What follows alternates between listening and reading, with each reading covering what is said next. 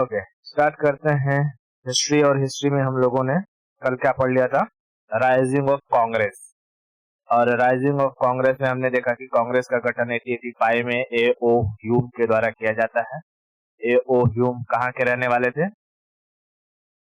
Scotland के रहने वाले थे। उन्हें हर्माइट ऑफ शिमला भी कहा जाता है, शिमला का सन। सारी इंफॉर्मेशन हमने ये देख लिया था, कौन कौन से ये इनकी समिट होने वाली थी, कब होती थी, पहले दिसंबर में, फिर जनवरी के महीने में होने लगी 1930 से। ठीक है, ये सारा इंफॉर्मेशन देखा था। और लास्ट में हमने क्या देखा था कि जो बंगाल डिवीजन के बारे में थोड़ा सा डिस्कशन किया था हमने, है कि नहीं? कांग्रेस में दो ग्रुप बढ़ गए थे, कब? बंगाल डिवीजन के बाद। ठीक है, ओके। अब हम लोग चलते हैं, समझते हैं बंगाल डिवीजन क्यों और किसने करवाया। बंगाल डिवीजन, ठीक है, बंगाल डिवीजन। सो हमको थोड़ा सा इमेज लेना पड़ेगा। ये हमारा प्यारा भारत, और यहाँ पर जो ये एरिया है, ये पूरा का पूरा, एक्चुअली में बंगाल बहुत बड़ा था। ठीक है, उस वक्त में ये पूरा बांग्लादेश का और ये सारा का सारा एरिया क्या कहलाता था? बिहार, तेरा झारखंड, वेस्ट बंगाल, उड़ीसा और ये बांग्लादेश, ये सब मिल करके बंगाल कहलाते थे। ठीक है, सारा का सारा एरिया क्या कहलाता था? बंगाल। बंगाल में अब जैसे जैसे कांग्रेस की स्थापना के बाद धीरे धीरे लोग एक सारे भारतीय एक जगह इकट्ठा होने लगे थे, तो उनकी एक आवाज धीरे धीरे बुलंद हो रही थी। अंग्रेज ये चाहते नहीं थे, अंग्रेज चाहते थे कि हमेशा इन लोगों में क्या करो? फूट डाल के रखो और रूल करो। इसलिए इसलिए अंग्रेजों ने बंगाल को दो भाग में डिवाइड कर दिया। अंग्रेजों ने बंगाल को दो भाग में डिवाइड कर दिया। और ये किसने किया? लॉर्ड कर्जन ने 1905 में। कब किया? 1905 में। ठीक है, 1905 में लॉर्ड कर्जन ने बंगाल को दो भाग में डिवाइड कर दिया, ये बोल करके कि ये इतना बड़ा एरिया है, ये इतना बड़ा एरिया है, इस पर हम क्या कर सकते हैं? एडमिनिस्ट्रेशन प्रॉपरली नहीं कर पा रहे हैं, इसलिए इसको हम दो भाग में डिवाइड कर देते हैं ताकि एडमिनिस्ट्रेशन प्रॉपरली किया जा सके। लेकिन उनका मेन पर्पस क्या था? यहाँ पर हिंदू और मुसलमानों को लड़वाना, हिंदू और मुसलमानों को लड़वाना। बस में देख, ये है बंगाल वाला का, ये ईस्ट वाला एरिया कहा गया ईस्ट बंगाल, ईस्ट बंगाल। और इसको कहे उन लोगों ने वेस्ट बंगाल, वेस्ट बंगाल। ठीक है, वेस्ट बंगाल। बता, बंगाल को दो भागों में डिवाइड किसने किया? Lord Curzon. ठीक है, लॉर्ड कर्जन, लॉर्ड कर्जन ने बंगाल को दो भागों में डिवाइड कर दिया। कब? 1905 में, 1905 में। रीजन क्या बताया इसने, किस लिए ये डिवाइड कर रहा है? तो उसने कहा कि एडमिनिस्ट्रेशन के लिए, ताकि बेहतर तरीके से एडमिनिस्ट्रेशन किया जा सके। ठीक है, उसने रीजन क्या बताया था? Better administration, administration. लेकिन इनका मोटो क्या था? मोटो था हिंदू मुसलमानों को आपस में लड़ाना और लोगों के अंदर राष्ट्र के प्रति जाग रही सद्भावना को दबाना, यानी नेशनल कॉन्शियसनेस को खत्म करना। ठीक है, नेशनल नेशनल या नेशन के प्रति जो कॉन्शियसनेस होती है उसे खत्म करना। तो मोटो था पहले तो divide and rule, divide and rule. ठीक है, डिवाइड एंड रूल। दूसरी चीज क्या थी कि नेशनल नेशनल जो कॉन्शियसनेस होता है, जागरूकता, कॉन्शियसनेस। ठीक है, नेशनल कॉन्शियसनेस को खत्म करना। नेशनल कॉन्शियसनेस को खत्म करना। ये अंग्रेजों का मोटो था। ठीक है, ये अंग्रेजों का क्या था? मोटो था। बात समझे? तो बता, बंगाल डिवीजन को किसने किया? लॉर्ड कर्जन ने। कब कब कब? 1905 में। उसने रीजन क्या बताया?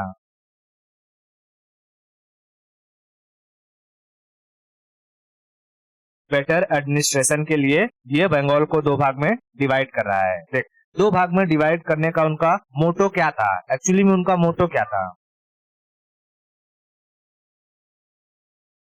वो हिंदू और मुसलमान को लड़ाना चाहते थे। देख, ईस्ट बंगाल वाले एरिया में मुस्लिमों की संख्या ज्यादा थी। ठीक है, ईस्ट बंगाल वाले एरिया में किसकी संख्या ज्यादा थी? मुस्लिमों की। और वेस्ट बंगाल में हिंदू ज्यादा थे। हिंदू ज्यादा थे। तो देख, अब हिंदू ज्यादा थे, मुस्लिम कम थे वेस्ट वेस्ट वाले एरिया में, और ईस्ट वाले एरिया में मुस्लिम ज्यादा थे, हिंदू कम थे। तो यहाँ वेस्ट वाले एरिया में आकर के अंग्रेज कहते थे किसको? मुस्लिमों को। जो यहाँ इस वाले एरिया में माइनॉरिटी कौन रहेगा? माइनॉरिटी मुस्लिम। ठीक है, मुस्लिम। तो ये लोग मुस्लिमों को क्या कहते थे कि हम तुम्हारे साथ है। ठीक है, अगर तुमको कुछ होगा तो तुम हमारे पास आना, हम तुम्हारे साथ है। अगर तुमको कुछ होगा तो तुम हमारे पास आना।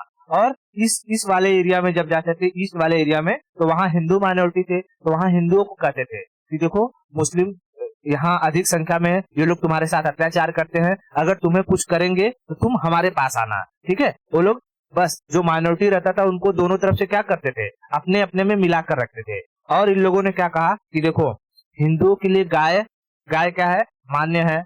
और मुस्लिमों के लिए जो सुअर है वो हराम है। तो इस अंग्रेजों ने ईस्ट वाले एरिया में मस्जिद में क्या काट के फेंक दिया? सुअर। और वेस्ट वाले एरिया में मंदिर में क्या काट के फेंक दिया? गाय। अब जब यहाँ गाय काट के फेंका तो यहाँ पर जो हिंदू थे, हिंदू मुस्लिम माइनॉरिटी में थे, मुस्लिमों को कूच दिए। यहाँ मुस्लिमों को हिंदू लोग पीट दिए। और वेस्ट में हिंदू माइनॉरिटी में थे, तो जब ईस्ट में मुस्लिम को पीटा गया तो वहां पर मुस्लिमों ने किसे पीट दिया? हिंदुओं को। और इस तरीके से हिंदू मुस्लिम आपस में लड़ने लगे कि नहीं लड़ने लगे? लड़ने लगे। लेकिन भाई साहब, ये बंगाल का एरिया था, और बंगाल एरिया उस वक्त सबसे ज्यादा डेवलप हुआ करता था। वहां पर सबसे ज्यादा पढ़े लिखे लोग हुआ करते थे। सुभाष चंद्र बोस से लेकर के एक से एक क्रांतिकारी नेता बंगाल वाले एरिया से ही निकले थे। ठीक है, बंगाल वाले एरिया के लोग समझ गए और बोले, खेला हो वो। क्या हो वो? खेला हो वो। हम हिंदू मुसलमान के नाम पर नहीं लड़ेंगे।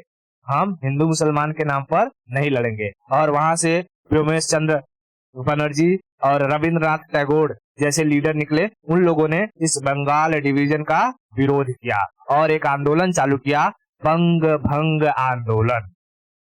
बंग भंग आंदोलन। और यही डिवीजन के बाद से ही उस बंगाल से आंदोलन की शुरुआत होती है, और बहुत लंबे समय तक एक क्रांतिकारी आंदोलन चलता है, जिसके बाद धीरे धीरे धीरे धीरे असर तुझे स्वतंत्रता की तरफ देखने को मिलने लगेंगे। ठीक है, हाँ। तो देख, इस कर्जन की इस नीति को देख करके, कर्जन की इस नीति को देख करके जो गोपाल कृष्ण गोखले थे, गोपाल कृष्ण गोखले ने इस कर्जन का कंपैरिजन औरंगजेब के साथ किया था। ठीक है, तो कहेगा कि गोपाल कृष्ण गोखले ने लॉर्ड कर्जन का कंपैरिजन किसके साथ किया? औरंगजेब। गोपाल कृष्ण गोखले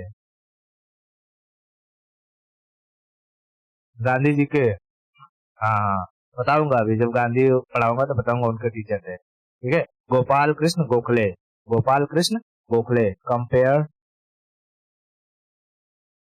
कंपेयर। मैं अब लॉर्ड वीड नहीं लिखूंगा, कर्जन लिखूंगा सीधा। Curzon, compare Curzon to Aurangzeb. Aurangzeb. बात समझ में आई? तो गोपाल कृष्ण गोखले ने इस कर्जन का कंपैरिजन किसके साथ किया? औरंगजेब। टू नहीं दिखाएगा, कंपेयर विथ औरंगजेब, ठीक है, कंपेयर विथ औरंगजेब, ठीक है, इतना क्लियर हुआ। ओके, हिंदू मुस्लिम में डिस्प्यूट को लेकर के, मतलब कि हिंदू मुस्लिमों में क्या यह डिस्प्यूट बहुत लंबे समय तक चल पाया? नहीं। बंगाल डिवीजन के विरुद्ध में कौन सा आंदोलन चालू हुआ? बंग भंग आंदोलन। बंग भंग का मतलब क्या हुआ? बंग मतलब बंगाल, भंग मतलब डिवीजन, ठीक है, बंग मतलब बंगाल, भंग मतलब डिवीजन, यानी बंगाल के डिवीजन के खिलाफ जो आंदोलन हो उसे क्या कहेंगे? बंग भंग आंदोलन, ठीक है, बंग भंग मूवमेंट,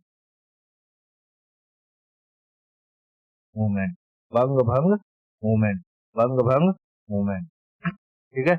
ये कब चालू होगा? तो 1905, 1905 में, क्योंकि 1905 में क्या हुआ? डिवीजन बंगाल का, ठीक है, बंगाल का डिवीजन। यहाँ पर जो लीडर रहेंगे, लीडर तो कौन रहेंगे? तो एक उमेश चंद्र बनर्जी, उमेश चंद्र बनर्जी,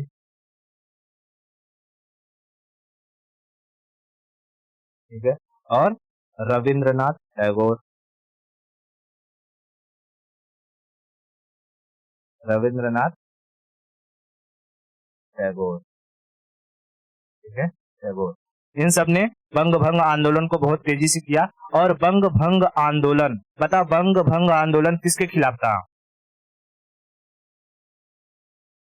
अगेंस्ट बंगाल पार्टीशन, ठीक है, अगेंस्ट बंगाल पार्टीशन, पार्टीशन। अब इसमें क्या करेंगे? बंग भंग मूवमेंट में इन लोगों ने कहा कि अंग्रेजों के द्वारा लाए गए सारे के सारे चीजों का हम क्या करेंगे? बहिष्कार। इसमें स्लोगन दिया गया स्वदेशी। स्लोगन क्या दिया गया? स्वदेशी, स्वदेशी, ठीक है, स्लोगन दिया गया, स्लो, स्लोगन दिया गया स्वदेशी, यानी अंग्रेजों का कोई भी चीज मत अपनाओ, अंग्रेजों का कोई भी काम मत करो, अंग्रेजों के स्कूल में पढ़ाई मत करो, अंग्रेजों के कपड़े को मत भूलो, अंग्रेजों के दाढ़ी मोछ मत बनाओ। समझ में आ रहा है? सारे के सारे लोगों ने अंग्रेजों का बहिष्कार कर दिया, यानी बायकॉट ब्रिटिश, ठीक है, लोगों ने क्या किया? Boycott British, started British boycott, British boycott, ठीक है, ब्रिटिश बायकॉट। लोगों ने क्या कर दिया? ब्रिटिशर्स का बायकॉट कर दिया। बायकॉट कैसे करेंगे? तो इनके द्वारा लाए गए जो कपड़े थे, कपड़े को लोगों ने जला दिया, क्योंकि ब्रिटिश यहाँ से कॉटन को बड़े मात्रा में उगाते थे, उसे अपने देश में ले जाते थे, वहां से सस्ते, वहां पर उनको क्या हुआ था? मिल रहता था, सस्ते दामों पर क्या बनाते थे? कपड़े बनाते थे रंग बिरंगे, और सारे कपड़े कहाँ पर डंप कर देते थे? भारत में, और भारत के लोग को वो ऊंचे दामों पर बेचा करते थे, ठीक है, तो लोगों के पास कपड़े आते थे, लोग वही पहनते थे। लेकिन लोगों ने इस स्वदेशी मूवमेंट में क्या किया? स्वदेशी मूवमेंट में उनके कपड़ों को जला दिया, उनके कपड़ों को जला दिया, ठीक है। तो क्या याद रखने? बर्निंग क्लोथ्स, क्लोथ्स बर्न, ठीक है, कपड़ों को जला दिया। और जब लोग कपड़ों को जला रहे थे ना, तो रविंद्रनाथ टैगोर ने एक बात कही कि देखो, तुम लोग कपड़े को जला रहे हो, एक तरीके से अपराध कर रहे हो। क्यों? क्योंकि तुम्हारे पास जो चीजें आई हैं, तुमने उसको खरीदा हुआ है, अब भारत में वैसे ही गरीबी है, ठीक है, वो वापस से पहनने के लिए कपड़ा नहीं है, तुम वो कपड़े को मत जलाओ, एटलीस्ट उसका इस्तेमाल करो, बाकी चीजों को बायकॉट कर दो, ठीक है। जैसे तुम्हारे यहाँ पर नाई, जैसे नाई जो है, बार्बर है, अब अंग्रेज रहते हैं, वो लोग दाढ़ी मूंछ तो रखते नहीं थे, एकदम पूरा पूरा दम छील छाल के रखते थे। तो उनका दाढ़ी मूंछ बनाना है तो वो छोड़ दो, उससे बायकॉट कर दो। अंग्रेजों का स्कूल वगैरह है, उसमें पढ़ाई करने मत जाओ, उसको छोड़ दो। ठीक है, कोई अंग्रेजों का केस लड़ रहा है या वकील वगैरह है तो उसको छोड़ दो। ठीक है, उसका केस वगैरह मत लड़ो। यानी हर तरीके से अंग्रेजों का बायकॉट कर दो। लेकिन रविंद्रनाथ टैगोर ने कपड़े जलाने को एक अपराध कहा था। ठीक है, कपड़े जलाने को एक अपराध कहा था कि ये लोगों को नहीं करना चाहिए, क्योंकि हमारे पास क्या है, अभी वैसे ही पैसे की कमी है। तो जो चीजें हैं एटलीस्ट तन ढकने के लिए, उस चीजों को तुम डिस्ट्रॉय मत करो। ठीक है, हाँ। तो यहाँ पर जो इंडियंस थे, भारतीय थे, उन्होंने क्या बनाना छोड़ दिया, उनके जो कपड़े थे धोना छोड़ दिया, क्लीनिंग क्लीनिंग छोड़ दिया। ठीक है, क्लीनिंग में अगर हम बात करें, जैसे क्लोथ्स हो गया, क्लोथ्स, धोबी ने उसका कपड़ा धोना छोड़ दिया। नाई ने, बार्बर बार्बर बार्बर ने दाढ़ी मूंछ बनाना छोड़ दिया। दाढ़ी मूंछ बनाना छोड़ दिया तो धीरे धीरे धीरे धीरे महीने में इनका दाढ़ी बढ़ के एकदम सियार हो गए लोग, है? फिर जो कि अंग्रेजों के जो दुकान हुआ करते थे, अंग्रेजों की दुकान से कोई सामान लेने जाता था तो भारतीय लोग भड़का देते थे, मत लो यहाँ से सामान, हरामी छुट्टा, जो कि सब हम लोग को लूटता है, ये लोग बंगाल का डिवीजन कर दिया। तो अंग्रेज पूछते थे, व्हाट आर यू सेइंग? तो जो भारतीय रहते थे कहते हैं, तुम्हारा वो प्रचार कर रहे हैं, प्रचार कर रहे हैं, यहीं से लो, यहीं से लो। ठीक है, बोलते oh my God, you are so nice person, आओ आओ आओ, लो चाय बिस्कुट खाओ पियो, प्रचार कर रहा हो मेरा तुम, वाह वाह वाह। तो भारतीय लोग क्या करते थे, दूसरे को भड़का देते थे, तो उनके दुकानों से कोई सामान नहीं ले जा रहा था। अब धीरे धीरे धीरे धीरे क्या हो गए, अब जैसे स्कूल में पहले सारे के सारे स्टूडेंट जाते थे, ठीक है, अंग्रेजों के स्कूल में सारे स्टूडेंट भारतीय जाते थे, लेकिन जैसे ही टीचर आता था, okay student good morning, let's start the class, okay sir good night, सब उठ के चले जाते थे। ये नहीं कि पहले न जाए, पहले वो लोग क्लास में जाते थे, जब टीचर आता था वो पढ़ाना शुरू करता था, ये लोग क्लास छोड़ के चले जाते थे। यानी टीचर एकदम अपने आप को क्या फील करता था, बेइज्जती महसूस करने लगा। और धीरे धीरे ये सारे के सारे जो अंग्रेज थे वो अकेले पढ़ने लगे। लेकिन अंग्रेजों को एक बात अच्छी तरीके से पता था, भारतीयों के पास पैसे की कमी है और बिना पैसे की कोई भी आंदोलन बहुत लंबे समय तक नहीं चल सकता है। ठीक है, कोई भी आंदोलन लंबे समय तक नहीं चल सकता है। तो देखते देखते धीरे धीरे धीरे धीरे ये जो बंग भंग आंदोलन था और स्वदेशी वाला आंदोलन था, ये क्या हो गया, धीरे धीरे जो है खत्म होने लगा। अब इसी के बीच में जब लोगों ने सब कुछ बायकॉट किया था, तो कई सारे हिंदुओं ने अपने स्कूल कॉलेजेस खोल दिए थे। ठीक है, कई सारी इंडस्ट्री लगी थी उसी टाइम पीरियड में जमशेदजी टाटा ने जमशेदपुर में अपना टिस्को कारखाना लगा दिया। बात समझ आ रही है? हाँ, तो इससे कुछ कुछ फायदे भी हुए कि अगर ये बायकॉट नहीं हुआ होता तो हिंदुओं के कॉलेज या स्कूल नहीं बने होते हैं। ठीक है, उनके इंडस्ट्रीज नहीं बनी होती है। तो ये सब चीजें याद रखना कि इससे भारतीयों को क्या फायदा हुआ। देख, जैसे स्वदेशी में ब्रिटिश का बायकॉट किया, क्या क्या याद रखना कि कपड़े उनके जला दिए गए थे, कपड़े धुलना छोड़ दिया गया था, क्लीनिंग का प्रोसेस, दाढ़ी मूंछ बनाना छोड़ दिया गया था, उनके दुकानों से कोई कुछ लेता नहीं था। और इसी बीच में हिंदू स्कूल कॉलेज की भी स्थापना हुई। ठीक है, तो या इंडियन स्कूलों के, हिंदू की जगह चालू को भारतीय स्कूल, इंडियन ओपन स्कूल। ठीक है, स्कूल खोले गए। उसके बाद जमशेदजी टाटा ने जमशेदपुर में क्या लगाया, इसको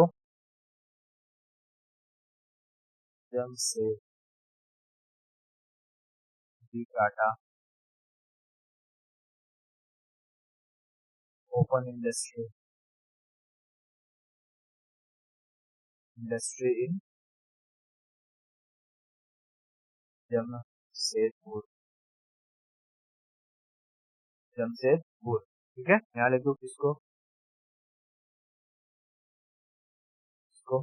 ठीक है, Tata iron and steel company, Tata iron and steel company. ठीक है, इतना क्लियर हुआ?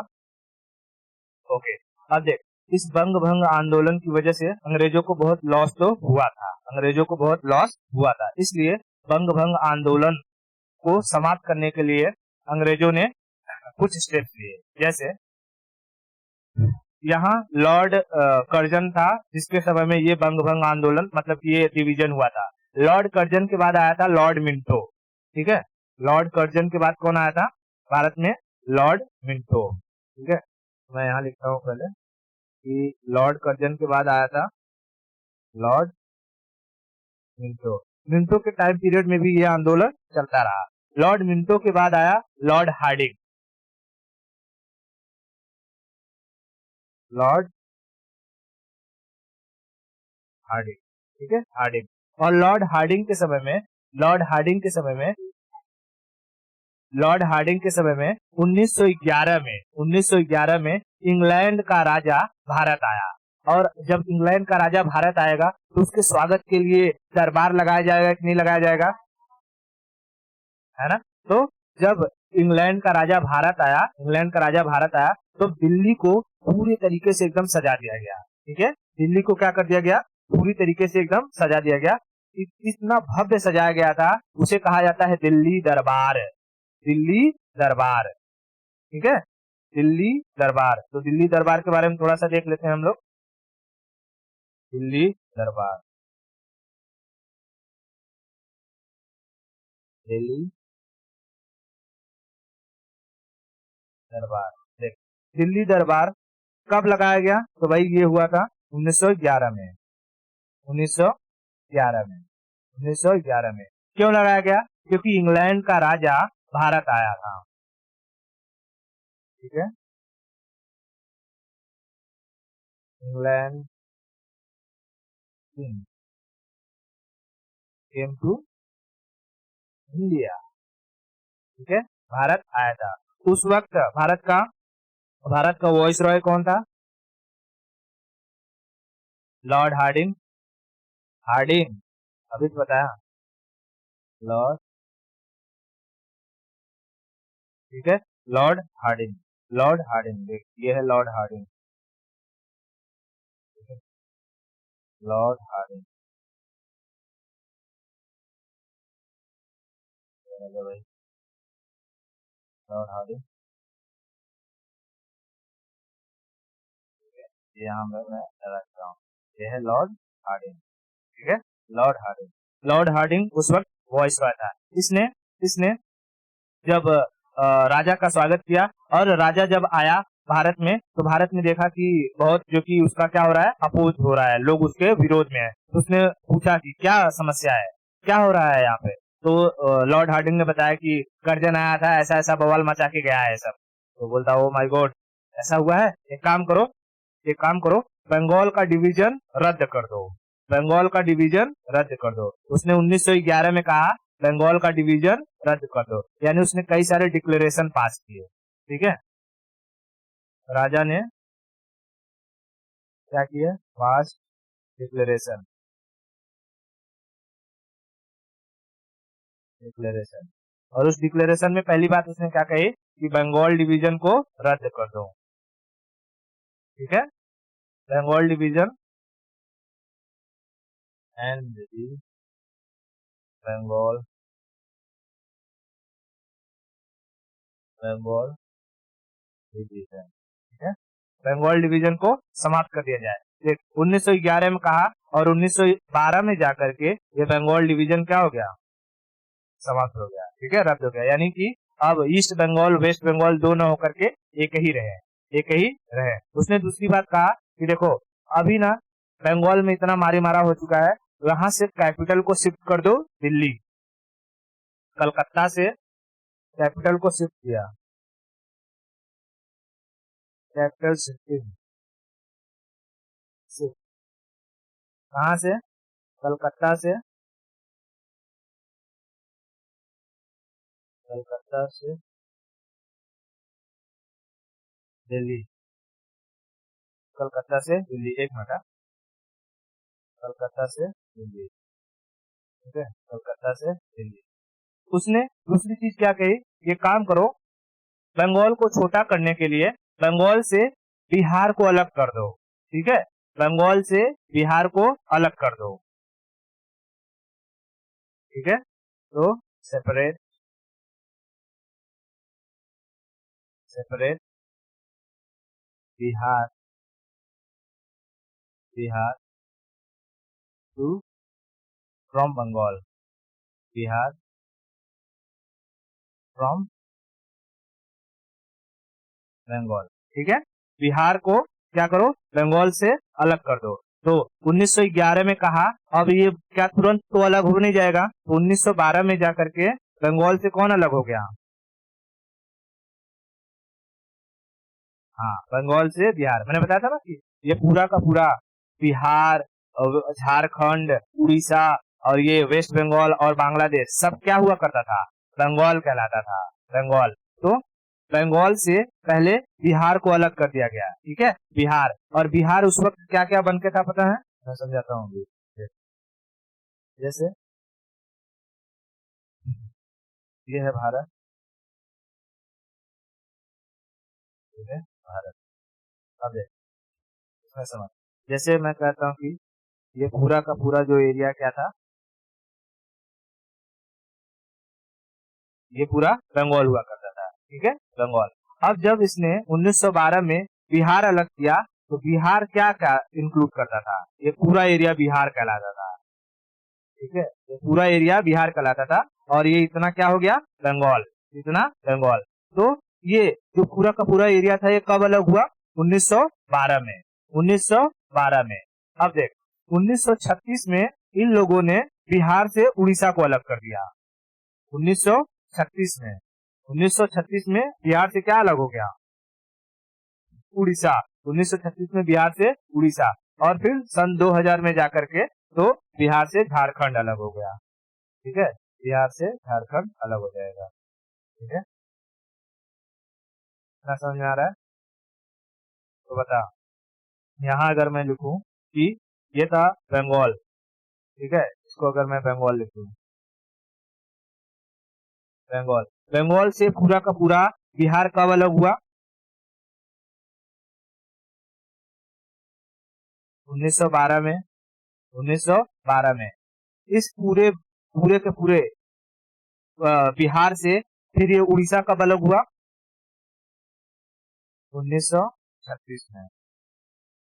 1936 में। और झारखंड तो तुझे पता है, सन 2000 में। ठीक है, सन 2000 में। सन 2000 में। ठीक है, इतना क्लियर है? ओके। राजा आया, दिल्ली दरबार लगा। दिल्ली दरबार कब लगा था? एडवर्ड सेवन नाम था उसका, मतलब कि ऐसा खास कुछ पूछता नहीं कौन सा राजा था। राजा का नाम एडवर्ड सेवन था। ठीक है, ओसो एडवर्ड वन टू थ्री ऐसे ऐसे रखते रहते ना, एडवर्ड सेवन। ठीक है, तो राजा पर ध्यान मत दे, दिल्ली दरबार पे ध्यान दे। ठीक है, दिल्ली दरबार कब लगाया गया? 1911 में। वाइस रॉय कौन था? हार्डिंग। क्या क्या डिक्लेरेशन किए गए?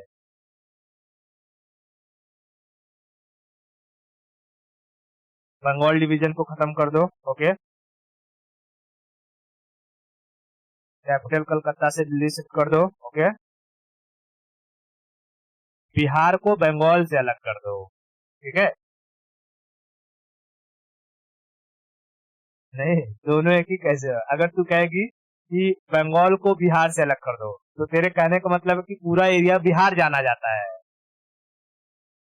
तब तू बिहार से बंगाल अलग करेगी।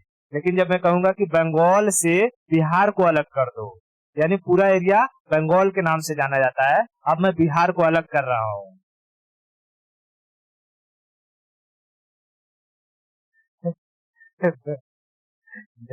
चल ठीक है। ठीक है, चल, ये दिल्ली दरबार इतना समझ में आ गया? ओके, दिल्ली दरबार समझ में आ गया। अब देख, जैसे ही ये दिल्ली दरबार हुआ, बंगाल का इतना सारा का सारा सेपरेशन हो गया, बिहार बिहार अलग हो गया, सारा का सारा। अब भारत में एक क्रांतिकारी आंदोलन फैलने लगा था। क्यों? क्योंकि बंगाल में इतना लफड़ा हुआ था। धीरे धीरे क्या शुरू हुआ था? पहले बंग भंग आंदोलन, फिर स्वदेशी मूवमेंट स्टार्ट हो गया था। स्वदेशी मूवमेंट के बाद अब पूरे भारत में एक लहर सी उठ गई थी, और अलग अलग लोग अपना अलग अलग एक कमेटी बना रहे थे, और उस कमेटी के जरिए भारत से अंग्रेजों को दूर करने की साजिश शुरू हो गई, मतलब प्रोसेस चालू हो गया था। ठीक है, ठीक है, तो आगे बढ़े। ओके, अब देखते हैं कि क्रांतिकारी जो मूवमेंट थे, कौन कौन से क्रांतिकारी मूवमेंट और उसके लीडर कौन कौन हुए, उन्होंने क्या क्या काम किया है। ठीक है, देख, महाराष्ट्र के एरिया में, पहले मैं यहाँ लिख देता हूँ क्रांतिकारी मूवमेंट, पहले समझा देता हूँ थोड़ा सा।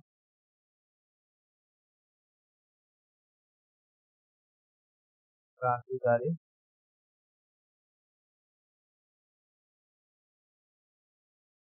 मूवमेंट, ठीक है, ये जो अंग्रेजों को पीटने पाटने की जो प्रोसेस चालू हुई, ये दो फेज में चालू हुई। ठीक है, दो फेज में, कितने phase, two phase, two phase, ठीक है, टू फेज में एक फेज जो 1910 तक आकर खत्म हो जाता है। ठीक है, 1910 तक आके खत्म हो जाता है, और एक चलता है 1910 के बाद स्टार्ट होता है। जो 1910 तक चलेगा उसमें मारी मारा थोड़ा कम होता है, बहुत ज्यादा मारी मारा नहीं होता है। लेकिन 1910 के बाद जो लोगों का देखेगी, समूह देखेगी, कौन से लोग इन्वॉल्व हुए, ये बहुत ही मार काट करने वाले थे, एकदम जैसे चंद्रशेखर आजाद, जैसे अपने शहीद भगत सिंह, ठीक है, अशफाकुल्ला खान, ठीक है, ऐसे ऐसे लोग मिलेंगे तुझे इसमें, सब एकदम पीटने पाटने वाले। तो 1910 के बाद वाला, ठीक है, तो ये याद रखना, ये क्रांतिकारी मूवमेंट कितने फेज में चला था, दो फेज में। ठीक है, दो फेज में। अब हम लोग समझते हैं पहले महाराष्ट्र के एरिया में। महाराष्ट्र के एरिया में थे बाल गंगाधर तिलक। ठीक है, महाराष्ट्र,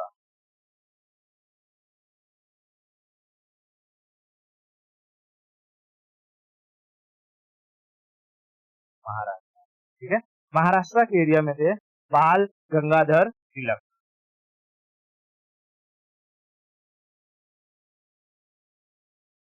बाल गंगाधर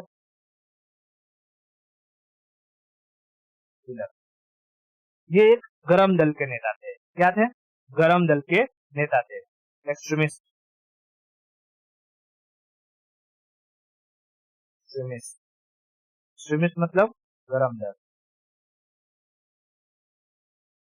गरम दल, गरम दल के नेता थे। तो देखिए कि जितने भी गरम दल के नेता मिलेंगे ना, तुझे गांव के एरिया से आए हुए मिलेंगे। मतलब तू एक बार अगर देखेगी, शहर के लोग और गांव के लोगों में सबसे ज्यादा मारकाट कौन करता है, तो गांव के लोग, है कि नहीं। गांव वाले एकदम थोड़ी ही बात पे एकदम गुस्सा आ जाते हैं, तुरंत मारने पीटने पर उतारू हो जाते हैं, बात समझे। तो जितने भी तुझे क्रांतिकारी मूवमेंट मिलेंगे और जितने देखेगी मार काट करने वाले रहेंगे ना, सब कहाँ से रहेंगे, गांव से रहेंगे, विलेज एरिया से। ठीक है, तो ये बात ध्यान में रखा। अब इन्होंने, बाल गंगाधर तिलक ने कहा कि महाराष्ट्र में लोगों को एकजुट करना होगा। अब जब तू लोगों को ऐसे कहेगी ना, आओ चलो हम लोग जो कि अंग्रेजों को मारते हैं पीटते हैं, तो कुछ लोग आएंगे और बाकी लोग इग्नोर कर देंगे, बोलेंगे छोड़ो यार क्या करना है, बुढ़ऊ को कुछ काम धंधा नहीं है, खाली बुला रहा है मारने के। लेकिन कभी भी वो किसी इंसान को रिलीजन के नाम पर अगर बुलाएगी, क्या रिलीजन के नाम पर, लोग तुरंत इकट्ठा हो जाते हैं। जैसे जैसे यूपी बिहार में अगर तू राम मंदिर का मुद्दा ले ले, भाई साहब मार काट करने को तैयार हो जाएंगे, है। वही साउथ वगैरह वाले रीजन में अगर तू, जैसे जहां मुस्लिम बहुल एरिया है, वहां तू यही राम मंदिर और विवाद चला था ना, बाबरी मस्जिद, बाबरी मस्जिद का कुछ कर दे, देख सब मिल जाएंगे एकदम, तुरंत मारने काटने को उतार हो जाएंगे। वैसे ही बाल गंगाधर तिलक लोगों की मेंटेलिटी को समझ चुके थे। उन्होंने सोचा कि अगर मैं लोगों को नॉर्मली बुलाऊंगा तो कोई आएगा नहीं, तो उन्होंने क्या कहा कि मैं शिवाजी के नाम पर, क्योंकि महाराष्ट्र में शिवाजी को भगवान की तरह माना जाता है पूरी तरीके से, ठीक है, उनके नाम पर अगर लोगों को बुलाऊंगा तो लोग इकट्ठा होंगे। तो उन्होंने 1893 में गणेश उत्सव चालू किया और 1895 में शिवाजी महोत्सव चालू किया।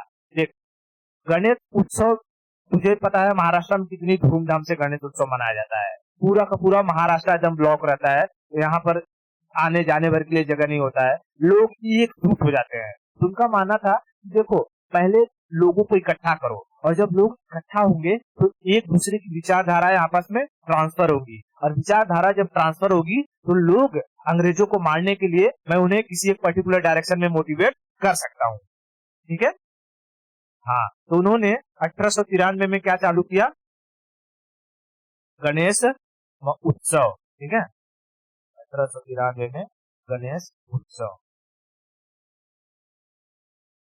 1893 में गणेश उत्सव उत्सव ठीक है, गणेश उत्सव, गणपति बप्पा मोरिया वाला, ठीक है, मोरिया।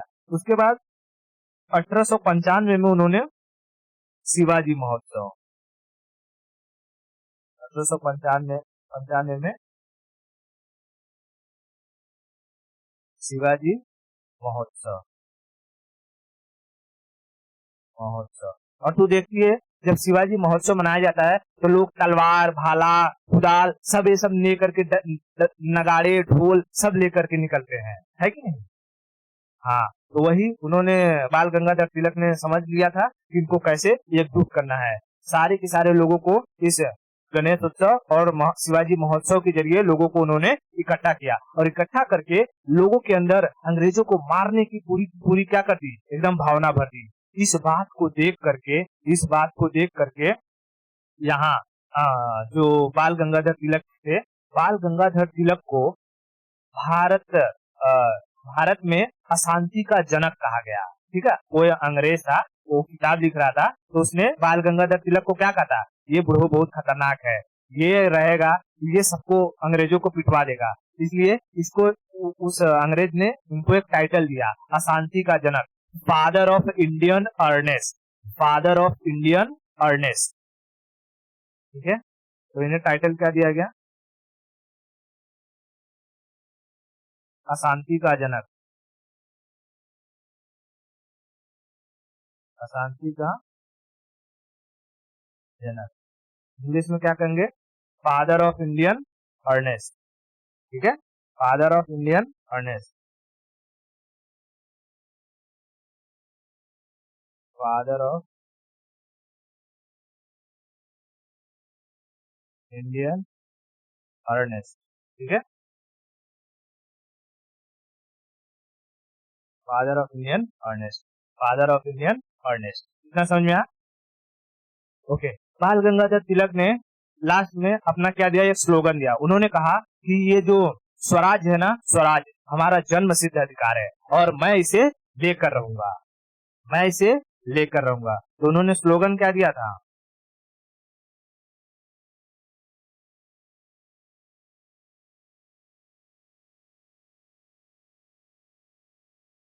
स्वराज हमारा जन्म सिद्ध अधिकार है और मैं इसे लेकर रहूंगा। Swaraj is my birth right and I shall have it.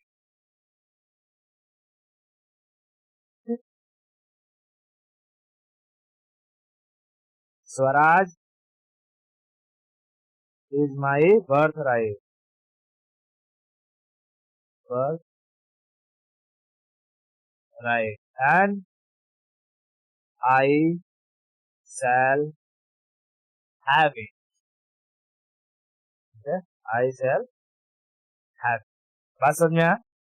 तो महाराष्ट्र के एरिया में लोगों को इकट्ठा करने, अंग्रेजों को पीटने का इंतजाम किसने करवाया,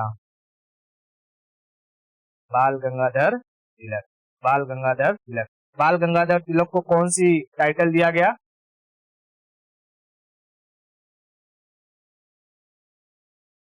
फादर ऑफ इंडियन अर्नेस्ट, अशांति का जनक, अशांति का जनक, फादर ऑफ इंडियन अर्नेस्ट, ठीक है, फादर ऑफ इंडियन अर्नेस्ट।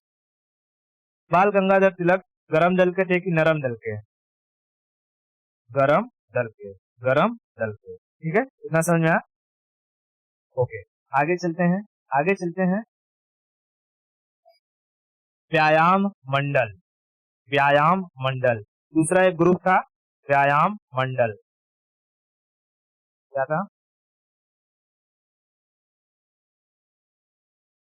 व्यायाम मंडल। अब देख, जैसे तू देखती है कि जिम में बहुत सारे लोग आते हैं कि नहीं आते हैं, आते हैं, ठीक है। और मोस्टली उसमें क्या बूढ़े आते हैं, युवा आते हैं, युवा आते हैं मोस्टली, है ना, युवा आते हैं।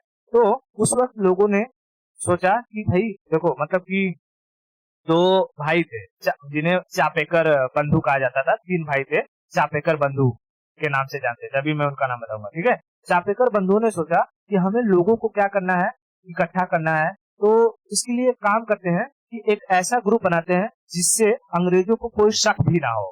ठीक है, और लोग इकट्ठा करके कॉन्स्पिरेंसी को किया जा सके, मतलब अंग्रेजों को कैसे मारना है उसकी प्लानिंग की जा सके। तो अगर तू किसी एरिया में जिम खोल लेगी तो क्या कोई पुलिस वाला जाएगा कि ये देखने कि अच्छा उस जिम में क्या हो रहा है, ड्रग्स बेचा जा रहा है, शराब बेचा जा रहा है, देखने जाएगा कोई? नहीं। तो ऐसे ही चापेकर बंधुओं ने एक व्यायाम मंडल को बनाया है, वहां पर लोग आते थे, अपना जो है जिम जाम करते थे, और उसी के आड़ में किस चीज की कहानी बुनी जाती थी, अंग्रेजों को पीटने का। तो व्यायाम मंडल के फाउंडर कौन थे? चापेकर ब्रदर्स। फाउंडर कौन थे? समझ में आ रहा है कि नहीं? चापेकर, ठीक है, Chapekar brothers, Chapekar brothers, Chapekar brothers. अब देख, चापेकर ब्रदर्स ने क्या किया था कि पुणे में ना, पुणे में प्लेग फैला हुआ था, पुणे में प्लेग फैला हुआ था। तो तुझे पता है प्लेग में बहुत ही दर्द होता है, ठीक है, बॉडी में बहुत दर्द होता है। उस वक्त क्या किया जाता है कि भाई जिसको प्लेग हुआ है उनकी सेवा करो, उन्हें आराम करने दो, काम वाम मत करवाओ। ठीक है, लेकिन पुणे का जो वो था मजिस्ट्रेट था, मतलब एक तरीके से डीएम जो था वहां का, वो बहुत हरामी था। ठीक है, वो बहुत हरामी था। वो लोगों को कहता था तुम लोग काम करो, फैक्ट्री में काम करो, आराम बिल्कुल नहीं करना है। ठीक है, प्लेग हुआ तो क्या हुआ, फिर भी काम करो।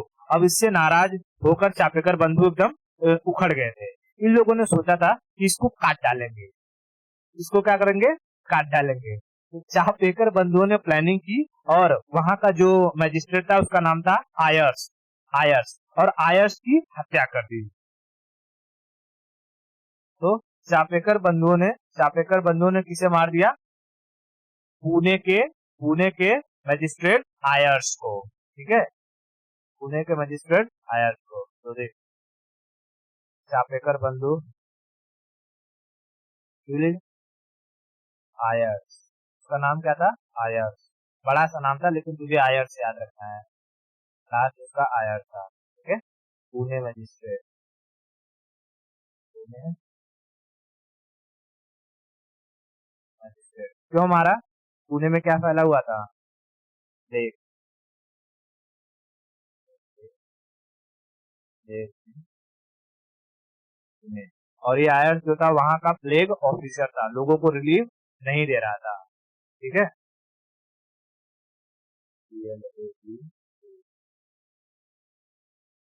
ऑफिसर था, वो लोगों को रिलीफ नहीं दे रहा था। इसकी वजह से इन लोगों ने उन्हें बोला चलो टाटा बाय बाय। ठीक है, ये थे चापेकर बंधु, ठीक है। ये सुनो, जो है बाल कृष्ण हरि चापेकर, दामोदर हरि चापेकर, वासुदेव हरि चापेकर। तो चाप चाप के मार डाला चापेकर बंधुओं ने किसे? आयर्स को, आयर्स को। ठीक है, क्या नाम है? आयर्स। आयर्स क्या था? Flag officer. कहाँ का? पुणे का। ठीक है, पुणे का। इतना समझ में आ गया? ठीक है। महाराष्ट्र में बाल गंगाधर तिलक ने क्या क्या किया वो समझ में आ गया? ठीक है। व्यायाम मंडल की स्थापना किसने करी? चापेकर ब्रदर्स ने, चापेकर ब्रदर्स ने। ठीक है, क्या ये यहाँ इसका पर्पज व्यायाम करना था, व्यायाम मंडल का? नहीं, वह उस व्यायाम मतलब कि क्या कहते हैं, जिम, जिम खाना के जरिए लोग, मतलब लोग इकट्ठा हो और वहां पर ब्रिटिशर्स को मारने की किस तरीके से हम लोग उनको भगाने का पूरा प्लान तैयार किया जा सके, ये इनका मेन मोटो था। चापेकर ब्रदर्स ने किसे मार दिया था? आयर्स को, आयर्स को। ठीक है, इतना क्लियर है? ओके, बंगाल डिवीजन समझ में आ गया पूरा? ठीक है, आज के लिए इतना रखते हैं, बाकी की स्टोरी हम लोग नेक्स्ट लेक्चर में देख लेंगे। ओके।